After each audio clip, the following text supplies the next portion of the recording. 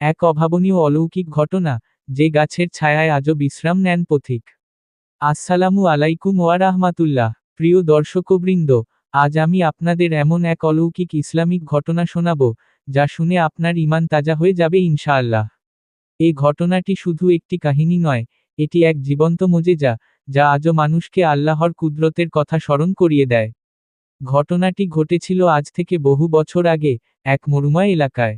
সেখানে ছিল এক বিশালকায় কাঁটাযুক্ত গাছ, যার নাম ছিল সিমুর্গ। গাছটি এতই কাঁটাযুক্ত ছিল যে, তার নিচে কেউ দাঁড়াতে পারত না, ছাও মিলত না সহজে।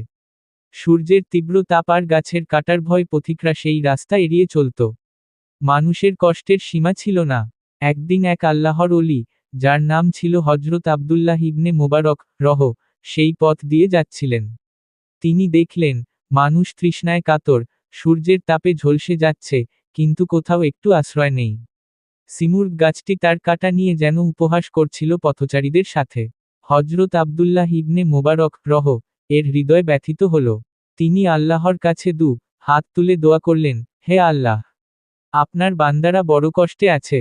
এই গাছের কাঁটাগুলো যদি নরম হয়ে যেত আর এর ছায়া যদি ছড়িয়ে পড়ত, তবে তাদের জন্য কতই না ভালো হতো। তার দোয়া শেষ হতে না হতেই এক অবিশ্বাস্য ঘটনা ঘটল। মুহূর্তের মধ্যে সেই বিশালাকায় সিমুর্গ গাছের সব কাঁটা নরম হয়ে গেল এবং গাছের ডালপালা এমনভাবে ছড়িয়ে পড়ল যে, তার নিচে বিশাল এক শীতল ছায়া তৈরি হলো। শুধু তাই নয়, গাছের পাতাগুলো এমনভাবে বিন্যস্ত হলো যে, মনে হলো যেন একটি আরামদায়ক তাঁবু তৈরি হয়েছে। এই ঘটনা দেখে সবাই অবাক হয়ে গেল। তারা আল্লাহর কুদরত দেখে সিজদায় লুটিয়ে পড়ল। সেদিন থেকে সেই গাছটি পরিচিতি পেল শাজারাতুল ইবার, বা শিক্ষণীয় গাছ নামে। সবচেয়ে আশ্চর্যের বিষয় হল, আজও সেই গাছটি একই রকম নরম আর ছায়াদানকারী অবস্থায় দাঁড়িয়ে আছে। যে পথ দিয়ে মানুষ আজও যাতায়াত করে, তারা সেই গাছের নিচে বিশ্রাম নেয়, আল্লাহর শুকরিয়া আদায় করে। বহু যুগ পেরিয়ে গেলেও সেই গাছের কাঁটা আর ফিরে আসেনি, তার ছাও বিন্দুমাত্র কমেনি। এই ঘটনা আমাদের চোখে আঙুল দিয়ে দেখিয়ে দেয়, আল্লাহ আলা সবকিছুর উপর ক্ষমতাবান।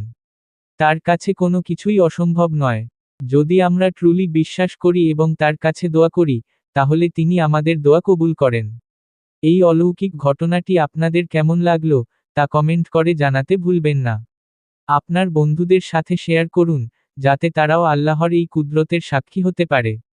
আল্লাহ আমাদের সবাইকে হেদায়েত দান করুন এবং তার উপর আমাদের ঈমান আরও মজবুত করুন। আমিন। ভিডিওটি ভালো লাগলে লাইক করুন, কমেন্ট করুন এবং চ্যানেলটি সাবস্ক্রাইব করে পাশে থাকুন।